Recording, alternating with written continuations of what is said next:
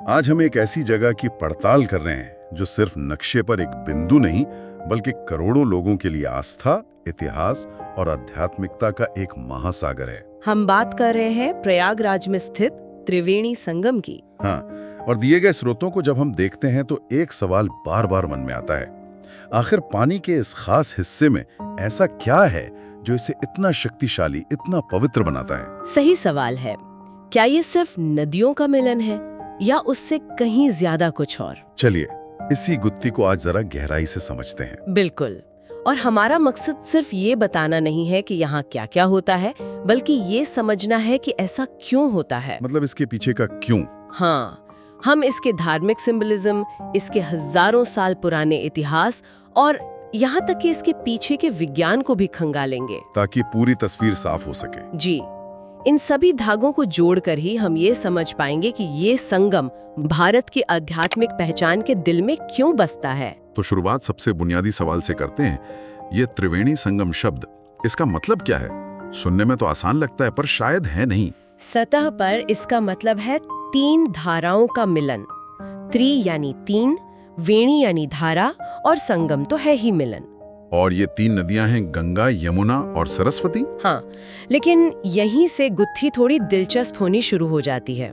क्योंकि गंगा और यमुना तो साफ साफ दिखाई देती हैं, उनका मिलना भी दिखता है, लेकिन सरस्वती वो तो अदृश्य है। बिल्कुल, उसे एक पौराणिक या फिर एक भूमिगत नदी माना जाता है। तो सवाल उठता है कि क्या ये सिर्फ एक कल्पना है? हाँ, यही सवाल है। और यहीं पर संगम का असली जादू छिपा है। ये सिर्फ एक भौतिक घटना नहीं है, ये एक बहुत गहरा दार्शनिक विचार है। दार्शनिक विचार कैसे? अगर हम स्रोतों में दिए गए प्रतीकों को समझें तो गंगा को शरीर या हमारे कर्मों का प्रतीक माना गया है। अच्छा। यमुना, जिसका रंग गहरा है, उसे मन, हमारी भावनाओं और भक्ति का प्रतीक माना गया है। और अदृश्य सरस्वती, वो है आत्मा या ज्ञान की धारा। वाह, ये तो सोचने वाली बात है। मतलब संगम में डुबकी लगाना सिर्फ पानी में नहाना नहीं हुआ। नहीं, ये तो एक तरह से अपने शरीर, मन और आत्मा को एक साथ लाना है। एक मिनट, पर ज्ञान की नदी मतलब सरस्वती, वो अदृश्य क्यों है? ये एक बेहतरीन सवाल है। शायद इसके पीछे का संदेश ये है कि सच्चा ज्ञान हमेशा आंखों से दिखाई नहीं देता। अच्छा। कर्म यानी गंगा और भावनाएं यानी यमुना, ये तो दुनिया में साफ जाहिर होते हैं, लेकिन ज्ञान, सरस्वती, वो एक अंतर्धारा है जो भीतर से बहती है। हाँ, जो भीतर से बहती है और उन दोनों को दिशा देती है। इन दस्तावेजों के अनुसार ये जीवन जीने का एक नक्शा है। ये कहता है कि बिना ज्ञान के आपका शरीर और मन बस यूं ही बहते रहेंगे, बिना किसी मंजिल के। मतलब ज्ञान के बिना कर्म और भावनाएं अधूरे हैं। तो संगम में डुबकी लगाना एक तरह से खुद को इस संतुलन की याद दिलाना भी है। बिल्कुल। चलिए इन नदियों को थोड़ा और करीब से जानते हैं। गंगा की क्या खासियत है? गंगा सिर्फ एक नदी नहीं, वो माँ गंगा हैं। उन्हें पवित्रता, जीवन और मोक्ष का प्रतीक माना जाता है। हिमालय से उतरती हुई वो अपने साथ जीवनदायिनी शक्ति लाती हैं। मान्यता है कि वो स्वर्ग से उतरी हैं। जी, और उनमें स्नान करने से व्यक्ति के पाप धुल जाते हैं। वो कर्म और शुद्धि का प्रतीक है। और यमुना, स्रोतों में उनका संबंध भगवान कृष्ण से बहुत गहरा बताया गया है। हाँ, यमुना प्रेम, भक्ति और करुणा की धारा है। उनका शांत और गहरा प्रवाह मन की स्थिरता को दर्शाता है। जहाँ गंगा एक शक्तिशाली, वेग से बहती नदी है, वही यमुना ज्यादा शांत और गंभीर है। बिल्कुल, वो हमें भावनात्मक संतुलन और समर्पण सिखाती हैं। तो हमारे पास कर्म की शुद्धि गंगा और मन की भक्ति यमुना है, और फिर इन दोनों को आधार देती है अदृश्य सरस्वती, जो ज्ञान, विवेक और कला की देवी भी हैं। ऋग्वेद जैसे प्राचीन ग्रंथों में भी जिनका जिक्र मिलता है। सही। तो ये संगम असल में जीवन के तीन सबसे बड़े मार्गों का मिलन है: कर्म मार्ग, भक्ति मार्ग और ज्ञान मार्ग।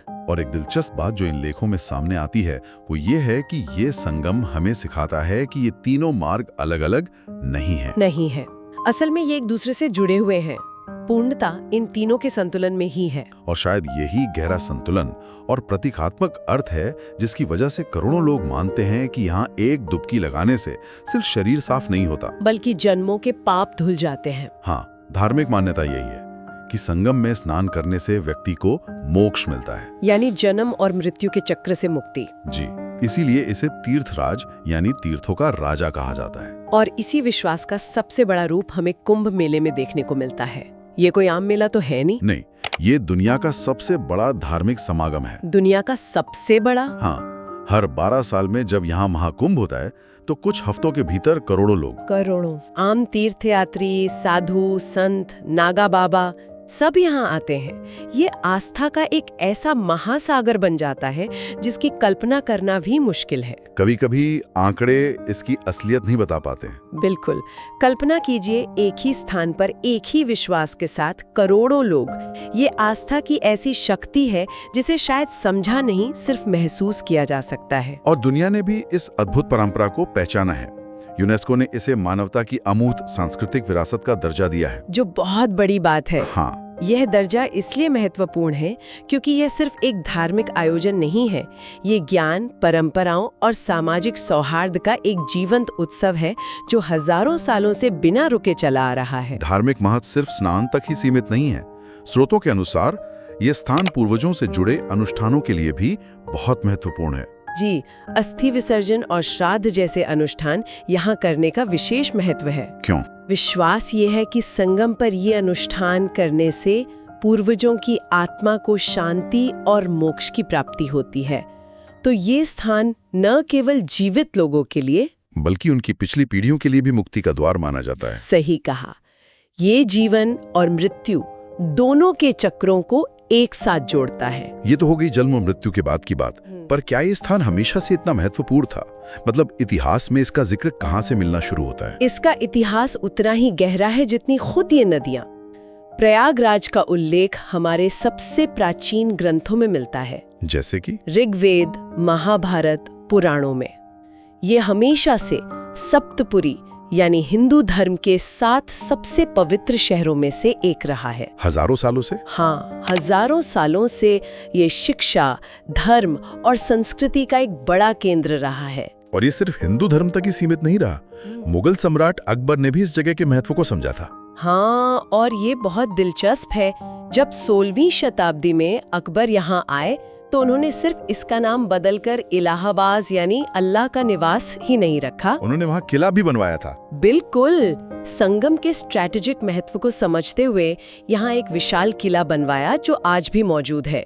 ये दिखाता है कि ये जगह हमेशा से सत्ता का केंद्र रही है, चाहे वो आध्यात्मिक सत्ता हो या राजनीतिक। तो ये हमेशा से एक पावर सेंटर रहा है। एक तरफ साधु संतों की आध्यात्मिक शक्ति, तो दूसरी तरफ सम्राटों की सामरिक शक्ति। क्या संगम है! ये एक अद्भुत संगम है, सही में। बिल्कुल। ये स्थान हमेशा से विचारों, संस्कृतियों और शक्तियों का संगम रहा है। तो हमने आस्था और इतिहास की बात की, लेकिन अब उस पहलू पर आते हैं जो कई लोगों को हैरान करता है, विज्ञान। हाँ, जब गंगा और यमुना मिलती हैं, तो एक बहुत ही अनोखा नजारा देखने को मिलता है। मैंने सुना है कि संगम पर यह नजारा अद्भुत होता है, जहाँ 2 रंग की नदियां साथ साथ बहती हैं लेकिन मिलती नहीं। जी, ऐसा होता है। खूबसूरत खेल है। स्रोत बताते हैं कि हिमालय से आते हुए गंगा अपने साथ बहुत सारी गाद मतलब सिल्ट और तलछट लाती है, जिससे उसका रंग थोड़ा मटमैला हो जाता है। हाँ, भूरा सा रंग। वहीं यमुना का प्रवाह ज्यादा शांत है और उसका पानी ज्यादा साफ, गहरा नीला हरा है। अच्छा। तो जब वे मिलती हैं तो अपने अलग अलग घनत्वों और तापमान के कारण वे कुछ किलोमीटर तक एक दूसरे में तुरंत खुलने से पहले अपनी अलग अलग पहचान बनाए रखती हैं। ये प्रकृति का एक अद्भुत दृश्य है ना, जो शायद हमें ये भी सिखाता है कि अलग अलग पहचानें भी कुछ देर के लिए एक साथ सामंजस्य में चल सकती हैं। लेकिन विज्ञान के लिए सबसे बड़ा सवाल तो सरस्वती नदी है, जो दिखती ही नहीं। वही, कहीं ये सिर्फ एक कहानी तो नहीं? हाँ, ये सबसे बड़ा सवाल है और यही विज्ञान और आस्था का सबसे दिलचस्प मिलन होता है। हजारों साल तक ये आस्था का विषय था, लेकिन अब क्या? दिलचस्प बात ये है कि अब आधुनिक विज्ञान भी इस प्राचीन आस्था के पीछे की सच्चाई खोजने में लगा है। हाँ, मैंने भी पढ़ा है कि स्रोतों में जिक्र है कि कुछ भूवैज्ञानिक अध्ययनों में सैटेलाइट इमेजरी के जरिए एक प्राचीन नदी का सूखा हुआ रास्ता मिला है। Paleo channel. हाँ, यह आज के घग्घर हकरा नदी क्षेत्र में है और कई विशेषज्ञ उसे ही मूल सरस्वती नदी मानते हैं। तो मतलब जो कभी सिर्फ कल्पना या पौराणिक कथा लिखती थी, अब उसके भौतिक सबूत मिलने की संभावना बढ़ गई है। ऐसा माना जाता है कि हजारों साल पहले भूगर्भीय परिवर्तनों के कारण ये महान नदी सूख गई, लेकिन लोगों की स्मृतियों और ग्रंथों में यह हमेशा जीवित रही। तो ये विज्ञान और आस्था का टकराव नहीं बल्कि एक तरह का संगम ही हो गया। बिल्कुल, जो बात आस्था कहती थी, विज्ञान अब उसकी पुष्टि करने के रास्ते पर है। सही कहा। और यह हमें एक बड़े सवाल पर लाता है, संगम आखिर है क्या? ये सिर्फ एक भौतिक स्थान नहीं है, यह एक अवधारणा है, एक कॉन्सेप्ट। पिता उसका भी अस्तित्व हो सकता है। ये हमें याद दिलाता है कि जीवन में भौतिक शरीर गंगा और भावनाओं यमुना के अलावा एक गहरा ज्ञान सरस्वती भी है, जो हमें रास्ता दिखाता है, भले ही वो हमेशा स्पष्ट रूप से दिखाई ना दे। बिल्कुल। ये एक बहुत शक्तिशाली विचार है और इस जगह के इतने गहरे अर्थ ने यकीनन भारतीय संस्कृति पर भी एक बड़ी छाप छोड़ी होगी। बहुत गहरी। इस स्थान ने अनगिनत संतों, कवियों और दार्शनिकों को प्रेरित किया है। कबीर से लेकर तुलसीदास तक कई महान विचारकों ने इस संगम की महिमा का वर्णन किया है। इसका जिक्र हमारे साहित्य, लोक कथाओं और भक्ति संगीत में बार बार मिलता है। हाँ, ये भारत की सांस्कृतिक चेतना का एक अभिन्न अंग बन चुका है। और आज के समय में इसकी क्या प्रासंगिकता है? क्या ये सिर्फ एक ऐतिहासिक और धार्मिक स्थल बनकर रह गया है? बिल्कुल नहीं। आज भी ये भारत के सबसे जीवंत आध्यात्मिक केंद्रों में से एक है। ये सिर्फ एक ऐतिहासिक अवशेष नहीं, बल्कि लाखों भारतीयों के लिए एक धड़कता हुआ भावनात्मक और सांस्कृतिक जुड़ाव का केंद्र है। साल भर यहाँ आयोजन होते रहते हैं। जी, लेकिन हाँ, इस पवित्र स्थान को आज की दुनिया की चुनौतियों का सामना भी करना पड़ रहा है। आप प्रदूषण की बात कर रही हैं। हाँ, दिए गए शोध इस ओर भी इशारा करते हैं कि गंगा और यमुना दोनों ही नदियां प्रदूषण की गंभीर समस्या से जूझ रही हैं। यह एक दुखद सच्चाई है और एक बड़ी चुनौती भी। ये हमें याद दिलाता है कि जिस विरासत को हम इतना पवित्र मानते हैं, उसकी रक्षा करना भी हमारी ही जिम्मेदारी है। ये संगम आज हमें आस्था के साथ साथ पर्यावरण के प्रति हमारी जिम्मेदारी का भी पाठ पढ़ाता है। तो इस पूरी चर्चा को अगर हम समेटें तो त्रिवेणी संगम सिर्फ नदियों का मिलन नहीं है। नहीं, ये आस्था और इतिहास का संगम है। ये शरीर, मन और आत्मा का संगम है। और अब ये प्राचीन विश्वास और आधुनिक विज्ञान का भी संगम बनता जा रहा है। आपने इसे बहुत अच्छे से सारांशित किया है।